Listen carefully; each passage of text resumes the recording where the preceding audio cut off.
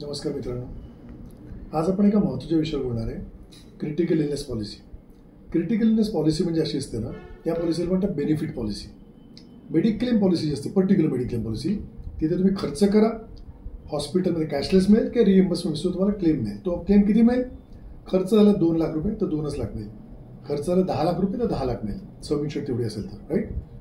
पण ही जी पॉलिसी आहे critical illness policy, ती पॉलिसी म्हणजे ज्याला म्हणतात बेनिफिट कव्हर. बेनिफिट म्हणजे काय? याच्यात सम इन्शुअर्ड नसते, याच्यात सम ॲश्युअर्ड असते. जी सम इन्शुअर्ड किंवा ॲश्युअर्ड तुम्ही सिलेक्ट कराल तेवढीच तुम्हाला मिळते, त्यापेक्षा कमी अमाऊंट मिळत नाही. ओके, तर या पॉलिसीमध्ये इन केस कुठला रोग डिटेक्ट झाला म्हणजे डायग्नोज झाला आणि पॉलिसी वर्डिंगमध्ये कंडिशन मेन्शन असतात की कॅन्सर या स्टेजचा, हार्ट रिलेटेड असेल तर या स्टेजचा प्रकार, हे सगळं मेन्शन असतं.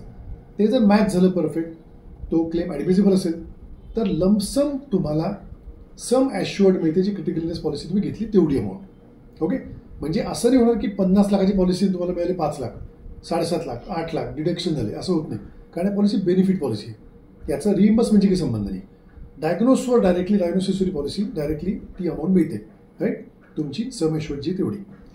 आता या पॉलिसीबद्दल एक सगळ्यात महत्त्वाची गोष्ट अशी की प्रत्येक पॉलिसीचा, हेल्थ इन्शुरन्स पॉलिसी, कुठली इन्शुरन्स कॉन्ट्रॅक्ट असलं तर त्याचा कॉन्ट्रॅक्टचा बेस असतो प्रपोजल फॉर्म. मी मागे बोललेलो आहे, प्रपोजल फॉर्म म्हणजे आपण इन्शुरन्स कंपनीत अर्ज करतो की ही माझी हेल्थ कंडिशन आहे तर मला ही पॉलिसी म्हणजे हे कव्हर तुमच्याकडून मिळावं.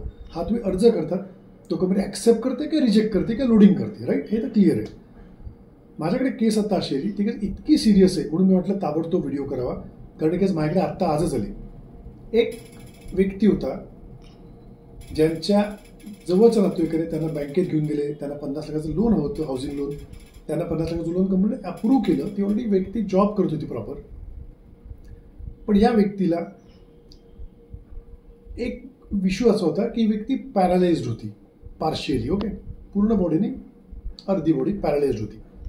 आणि या व्यक्तीला बँकेत लोन वगैरे दिलं आणि बँकात हे त्यांना सांगण्यात आलं की तुम्ही एक इन्शुरन्स घ्या, कारण जर इनकेस तुमचा क्लेम मिळाला नाही, इनकेस तुम्हाला इनकेस की मध्ये घडलं, क्रिटिकल इलनेस वगैरे आला, त्यात तुमचं इन्कम कमी होतं, तर त्यात आमचं लोन रिपेमेंट तुम्ही कसाल, तुमच्या कंप्लीट कुटुंबावर त्याचा बोजा पडेल, म्हणून तुम्ही आमच्याकडून एक पॉलिसी घ्या.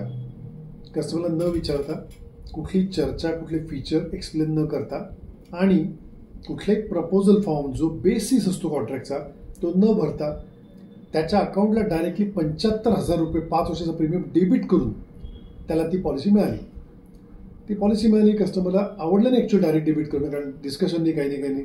प्रपोजल फॉर्म बनवले, कुठे सह्या नाही, कुठे डिक्लेरेशन नाही, डिस्क्लोजर नाही, कुठे मेडिकल नाही, काहीच नाही. ओके, आणि अनफॉर्च्युनेटली त्यांच्या त्या नातेवाईकाची 11 महिन्यात हार्ट प्रॉब्लेममुळे डेथ झाली. या केसमध्ये लमसम 50 लाख त्यांना मिळालं होते.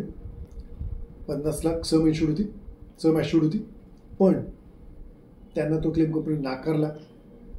आता प्रश्न असा आहे, यात प्रपोजल फॉर्मच नाही तर क्लेम कुठल्या बेसिसवर नाकारला?